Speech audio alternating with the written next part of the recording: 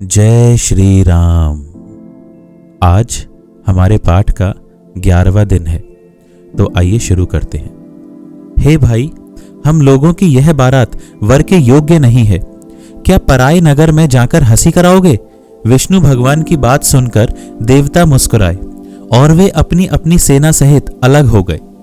महादेव जी यह देखकर मन ही मन मुस्कुराते हैं कि विष्णु भगवान के व्यंग वचन दिल लगी नहीं छूटते। अपने प्यारे विष्णु भगवान के इन अति प्रिय वचनों को सुनकर शिवजी ने भी भृंगी को भेजकर अपने सब गणों को बुलवा लिया। शिवजी की आज्ञा सुनते ही सब चले आए और उन्होंने स्वामी के चरण कमलों में सिर नवाया। तरह तरह की सवारियों और तरह तरह के वेश वाले अपने समाज को देखकर शिवजी हंसे। कोई बिना मुख का है, किसी के बहुत से मुख हैं। कोई बिना हाथ पैर का है तो किसी के कई हाथ पैर हैं। किसी के बहुत आंखें हैं तो किसी के एक भी आंख नहीं है। कोई बहुत मोटा ताजा है तो कोई बहुत ही दुबला पतला है। कोई बहुत दुबला, कोई बहुत मोटा, कोई पवित्र और कोई अपवित्र वेश धारण किए हुए हैं। भयंकर गहने पहने हाथ में कपाल लिए हैं और सबके सब शरीर में ताजा खून लपेटे हुए हैं। गधे, कुत्ते, सुअर और सियार कैसे उनके मुख हैं। गणों के अनगिनत वेशों को कौन गिने। बहुत प्रकार के प्रेत, पिशाच और योगिनियों की जमाते हैं, उनका वर्णन करते नहीं बनता। भूत प्रेत नाचते और गाते हैं।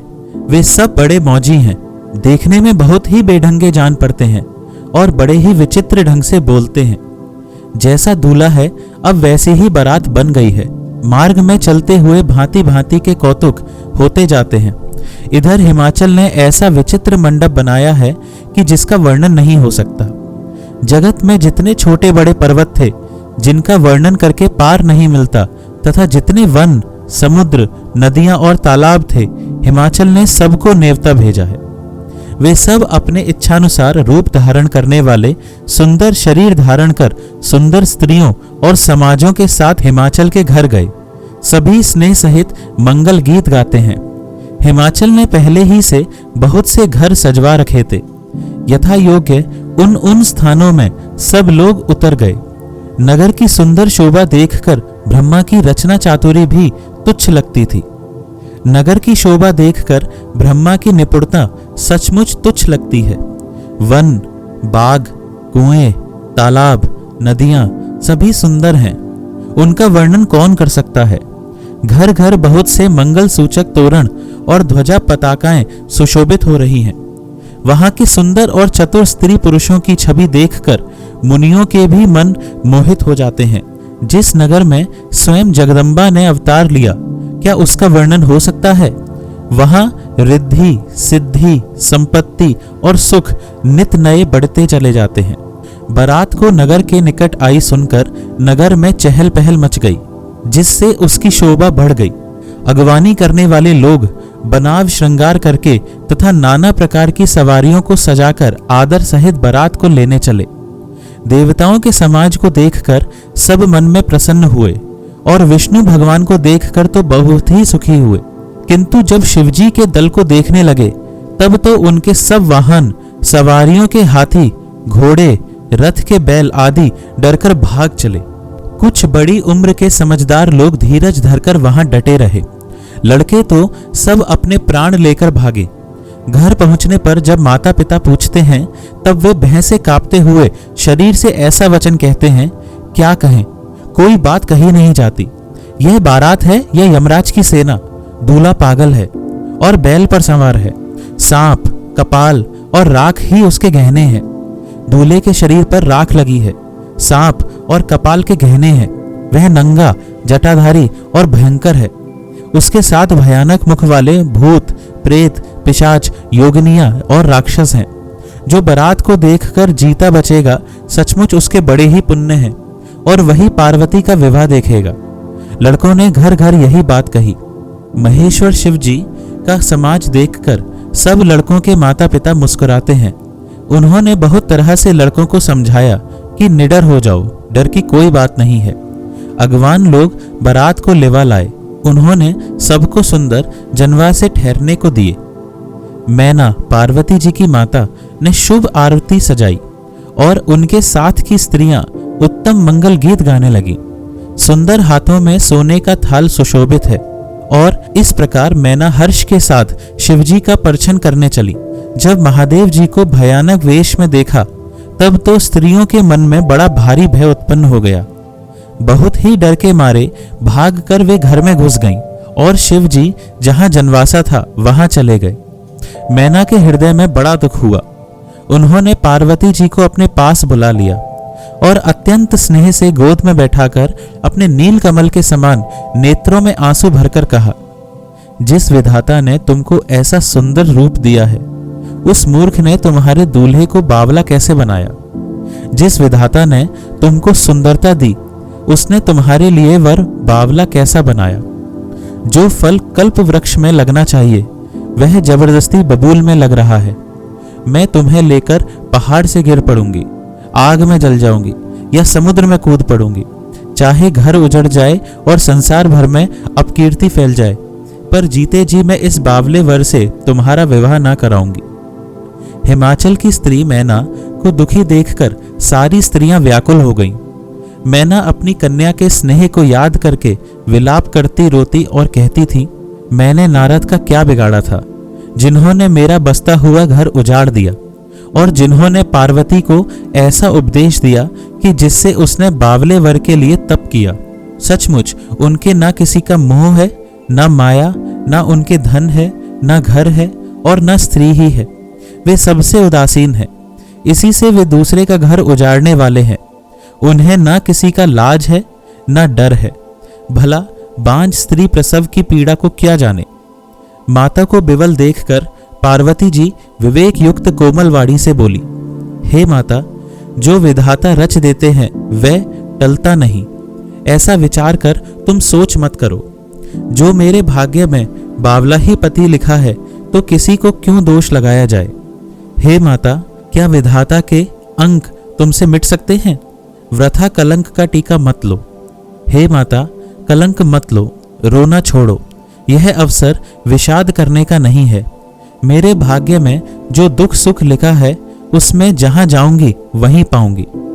पार्वती जी के ऐसे विनय भरे कोमल वचन सुनकर सारी स्त्रियां सोच करने लगीं और भांति भांति से विधाता को दोष देकर आंखों से आंसू बहाने लगीं। इस समाचार को सुनते ही हिमाचल उसी समय नारद जी और सप्तऋषियों को साथ लेकर अपने घर गए। तब नारद जी ने पूर्व जन्म की कथा सुनाकर सबको समझाया और कहा कि हे मैना, तुम मेरी सच्ची बात सुनो। तुम्हारी यह लड़की साक्षात जगत जननी भवानी है। ये अजन्मा, अनादि और अविनाशिनी शक्ति है। सदा शिवजी के अर्धांग में रहती हैं। ये जगत की उत्पत्ति, पालन और संहार करने वाली हैं और अपनी इच्छा से ही लीला शरीर धारण करती हैं। पहले ये दक्ष के घर जाकर जन्मी थी, तब इनका सती नाम था। बहुत सुंदर शरीर पाया था। वहां भी सती शंकर जी से ही ब्याई गई थी। यह कथा सारे जगत में प्रसिद्ध है। एक बार इन्होंने शिवजी के साथ आते हुए राह में रघुकुल रूपी कमल के सूर्य श्री रामचंद्र जी को देखा। तब इन्हें मोह हो गया और इन्होंने शिवजी का कहना ना मानकर भ्रमवश सीता जी का वेश धारण कर लिया। सती जी ने जो सीता का वेश धारण किया, उसी अपराध के कारण शंकर जी ने उनको त्याग दिया। वे शिवजी के वियोग में ये अपने पिता के यज्ञ में जाकर वहीं योगाग्नि से भस्म हो गईं। अब इन्होंने तुम्हारे घर जन्म लेकर अपने पति के लिए कठिन तप किया है। ऐसा जानकर संदेह छोड़ दो। पार्वती जी तो सदा ही शिवजी की प्रिय अर्धांगिनी है। तब नारद के वचन सुनकर सबका विषाद मिट गया और क्षण भर में यह समाचार सारे नगर में घर घर फैल गया। तब मैना और हिमवान आनंद में मग्न हो गए और उन्होंने बार बार पार्वती के चरणों की वंदना की। स्त्री, पुरुष, बालक, युवा और वृद्ध, नगर के सभी लोग बहुत प्रसन्न हुए। नगर में मंगल गीत गाए जाने लगे और सबने भांति भांति के स्वर्ण के कलश सजाए। पाक शास्त्र में जैसी रीति है उसके अनुसार अनेक भांति के जौनार हुई, रसोई बनाई गई। जिस घर में स्वयं माता भवानी रहती हो, वहां की भोजन सामग्री का वर्णन कैसे किया जा सकता है। हिमाचल ने आदर पूर्वक सब बारातियों को विष्णु, ब्रह्मा और सब जाति के देवताओं को बुलवाया। भोजन करने वालों की बहुत सी पंगतें बैठी। चतुर रसोइये परोसने लगे। स्त्रियों की मंडलियां देवताओं को भोजन करते जानकर कोमल वाणी से गालियां देने लगी। जब सुंदरी स्त्रियां मीठे स्वर में गालियां देने लगी और व्यंग भरे वचन सुनाने लगी, देवगण विनोद सुनकर बहुत सुख अनुभव करते हैं, इसलिए भोजन करने में बड़ी देर लगा रहे हैं। भोजन के समय जो आनंद बढ़ा वह करोड़ों मुंह से भी नहीं कहा जा सकता। भोजन कर चुकने पर सबके हाथ मुंह धुलवाकर पान दिए गए। फिर सब लोग जो जहां ठहरे थे वहां चले गए। फिर मुनियों ने लौटकर हिमवान को लगन पत्रिका सुनाई और विवाह का समय देखकर देवताओं को बुला भेजा। जब देवताओं को आदर सहित बुलवा लिया और सबको यथा योग्य आसन दिए, वेद की रीति से वेदी सजाई गई और स्त्रियां सुंदर श्रेष्ठ मंगल गीत गाने लगी। वेदिका पर एक अत्यंत सुंदर दिव्य सिंहासन था, जिसकी सुंदरता का वर्णन नहीं किया जा सकता, क्योंकि वह स्वयं ब्रह्मा जी का बनाया हुआ था। ब्राह्मणों को सिर नवाकर और हृदय में अपने स्वामी श्री रघुनाथ जी का स्मरण करके शिवजी उस सिंहासन पर बैठ गए। फिर मुनीश्वरों ने पार्वती जी को बुलाया। सखियां श्रृंगार करके उन्हें ले आईं। पार्वती जी के रूप को देखते ही सब देवता मोहित हो गए। संसार में ऐसा कवि कौन है जो उस सुंदरता का वर्णन कर सके। पार्वती जी को जगदम्बा और शिवजी की पत्नी समझकर देवताओं ने मन ही मन प्रणाम किया। भवानी जी सुंदरता की सीमा है, करोड़ों मुखों से भी उनकी शोभा नहीं कही जा सकती। जगत जननी पार्वती जी की महान शोभा का वर्णन करोड़ों मुखों से भी करते नहीं बनता। वेद, शेष जी और सरस्वती जी तक उसे कहते हुए सकुचा जाते हैं। तब मंदबुद्धि तुलसी किस गिनती में है।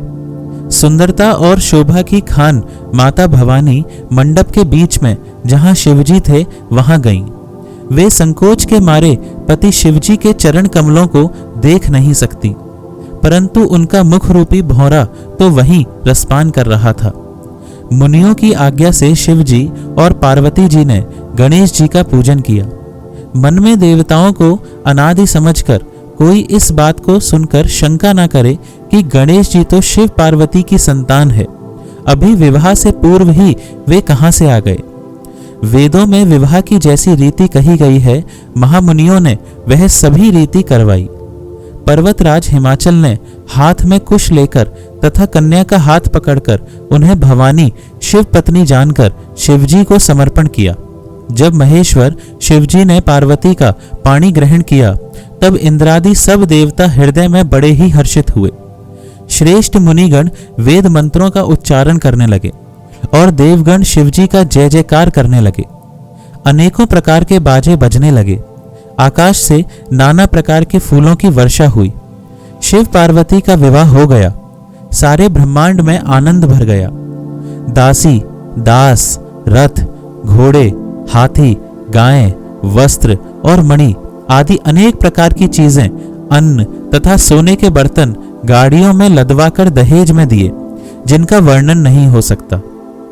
बहुत प्रकार का दहेज देकर फिर हाथ जोड़कर हिमाचल ने कहा, हे शंकर, आप पूर्ण काम हैं, मैं आपको क्या दे सकता हूं।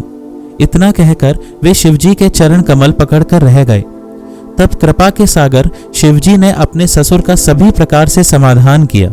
फिर प्रेम से परिपूर्ण हृदय मैना जी ने शिवजी के चरण कमल पकड़े और कहा, हे नाथ, यह उमा मुझे मेरे प्राणों के समान प्यारी है। आप इसे अपने घर की टहलनी बनाइएगा और इसके सब अपराधों को क्षमा करते रहिएगा। अब प्रसन्न होकर मुझे यही वर दीजिए। शिवजी ने बहुत तरह से अपनी सास को समझाया। तब वे शिवजी के चरणों में सिर नवाकर घर गईं। फिर माता ने पार्वती को बुला लिया और गोद में बैठाकर यह सुंदर सीख दी, हे पार्वती, तू सदा शिवजी के चरण की पूजा करना। नारियों का यही धर्म है। उनके लिए पति ही देवता है और कोई देवता नहीं है। इस प्रकार की बातें कहते कहते उनकी आंखों में आंसू भर आए और उन्होंने कन्या को छाती से चिपटा लिया। फिर बोली कि विधाता ने जगत में स्त्री जाति को क्यों पैदा किया? पराधीन को सपने में भी सुख नहीं मिलता। यूं कहती हुई माता प्रेम में अत्यंत विकल हो गई, परंतु कुछ समय जानकर, दुख करने का अवसर न जानकर उन्होंने धीरज धरा। आज बस इतना ही पाठ। जय श्री राम। आइए थोड़ा भजन करते हैं। सीताराम राम राम, सीताराम राम राम, सीताराम राम राम, सीताराम राम राम, सीताराम राम राम, सीताराम राम राम, सीताराम राम राम, सीताराम राम राम। जय श्री राम।